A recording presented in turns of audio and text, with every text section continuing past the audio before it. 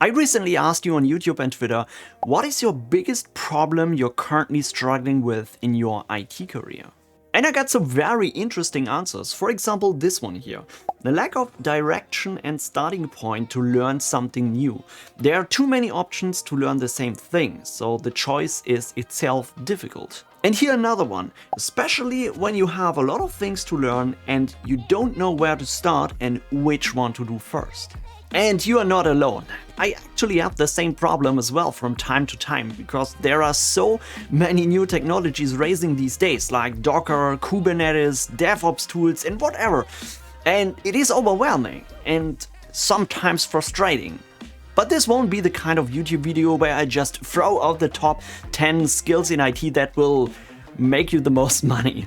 Because this stuff is very subjective and it doesn't help anyone if I would just say that cloud computing is a big thing. We all know. But instead I came up with a strategy that always helps me to identify the right skills to focus on. So let me explain how I do it, and you will see by the end of this video you will exactly know what you should learn next in your IT career. To first get this out of the way, if you are thinking about learning everything and becoming an expert in software development, cybersecurity, DevOps and whatever, let me tell you, that's not going to happen. No matter how much time you spend on learning, you're not going to be an expert in everything. The IT is such a vast field with so many roles, with separate areas and technologies that it's impossible to know everything. You may be able to get exceptionally good at specific things, but then you obviously need to leave some other things behind. And that's the first question you should ask yourself. And you should be very clear about this. Where are you right now in your career and what is your future goal? And that will all make a dramatic difference in how deep your knowledge should be in a certain topic. For example, when you want to start in IT and you have the dream of becoming a hacker, you will need to learn about pen testing and cybersecurity tools. But when you're just starting out and you have no experience in the field, you will have a hard time learning pen testing without knowing the basics. So be truly clear on what is your current knowledge and where are your strengths and weaknesses and where do you want to develop in. And what always helps me is creating a career path where you have a starting point and stepping stones that you can develop in towards your main goal. A great resource that you can use for this is the CompTIA IT Careers Path Roadmap website, where you can just get an overview of example IT career path depending on your interest. They even show you the average salary and most common job rules that you can apply for when choosing this path. And what's most important, the skills that are required and the IT certifications that can help you accomplish your goals. IT certifications are proof of knowledge you have in a certain field, and they give you a good orientation on which skills you should know when you want to develop in this path. For example, if you want to become a cybersecurity specialist and you start as a beginner, you should first start with the basics like the CompTIA Network Plus or Security Plus certifications, and you can work with that knowledge in roles like a system administrator, network engineer or systems engineer. And these certs will teach you a lot about the basic technologies every IT network is based on. So you will learn about Linux, about security best practices, about network protocols and so on.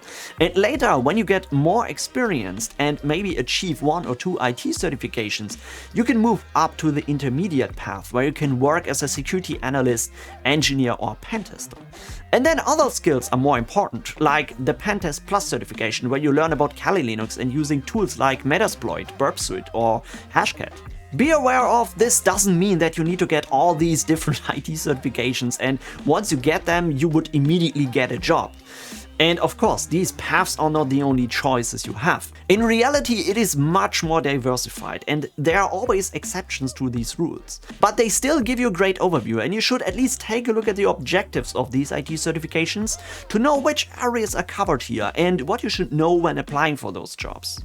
If you're now wondering where you can start learning for these IT certifications and prepare for the exams, I can recommend IT Pro TV. They are the official video training partner of the CompTIA, and with the Digital Life promo code you will get 30% off all subscription plans of IT Pro TV forever. You will also find a link in the description down below. There's some great stuff, and of course, it will also help my channel if you sign up for their services. No, it can get very overwhelming to learn about all these different technologies, but this is also the beauty of IT, that we have so many different possibilities and opportunities to develop on.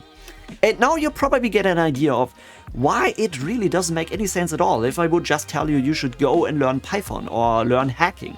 One thing that I can tell you from my experience is just start somewhere and find out where your passion is and what makes the most fun. That's what you should try to find out. And don't worry, you can always switch the focus. So when you start as a beginner network specialist, for example, it's not carved in stone that you need to become a senior network administrator.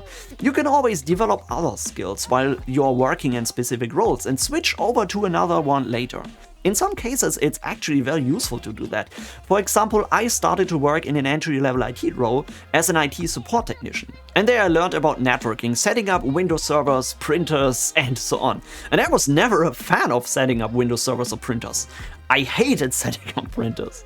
But I also learned the basics about networking and firewalls, and that made so much fun that I wanted to learn more about it and specialized into network security. And then later I switched to a role in IT support where I worked for a cybersecurity company, and now I'm working as a technical account manager for the same company where I help companies integrating our security solutions into their own products and services. But for making this switch, I needed to learn the necessary skills. I needed to learn about network technologies, for example, but also cloud products and security solutions. And because our firewalls are based on the Linux operating system, I also needed to become good at working with Linux. And that leads me to another interesting fact here, because there are some skills that are extremely useful, maybe more than others, because they are overlapping in different career paths. So Linux is actually a great example here. I created an entire video about why Linux is so important for the global IT industry as a whole. But also other technologies are more spread across different roles and areas, like containerization with Docker and Kubernetes is a really big thing nowadays. And what I try to do on my channel is I try to find those skills and technologies that I see the IT industry is adapting and using, because teaching this stuff will bring the most value to you guys, my viewers. And that's why I'm doing this whole stuff. Of course, I'm not the only one who is doing this, and when you go to YouTube, you will find so many great creators throwing all these amazing technologies and skills at you. You need to learn immediately. And that's probably the issue where people are struggling with the most and get confused sometimes. Because there are objectively some skills in the industry that are maybe more valuable than others and also more interesting. But you still should try to find out if it makes sense for you to go really deep on this. Sometimes it's just enough to know it at a very high level. For example, in my job, it is not important to know everything about Docker and Kubernetes. I never need to set up or maintain a Kubernetes cluster for my company. I just do it for fun. But still, when I jump into a meeting and a customer is asking me whether our security products are available in a containerized solution and if he can deploy this in AWS or Azure, I should still have a good understanding of these technologies and know what he's talking about. And that's what you need to find out for your current role and the role you want to develop in. So which are the skills where it is okay to just know a few percent about, and what are the ones you should take training courses on and go really deep?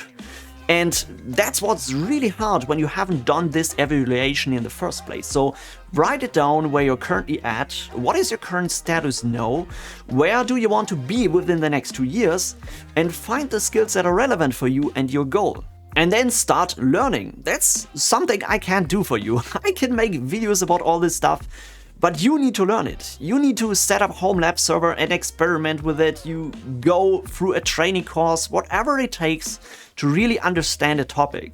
And trust me, the learning never stops. It is a continuously learning progress in this job, and you always need to have an open mind and the passion to learn new things. But that's probably another topic for a new video. So I hope you enjoyed this one and I could help you with a little guidance through the ocean of IT skills and the IT world. And if you haven't already done it yet, then make sure you're joining our Discord community where you can just meet other IT students and IT experts to just talk about this stuff, and let's help out each other. Okay, thanks everybody for watching. I see you in the next one. Bye bye.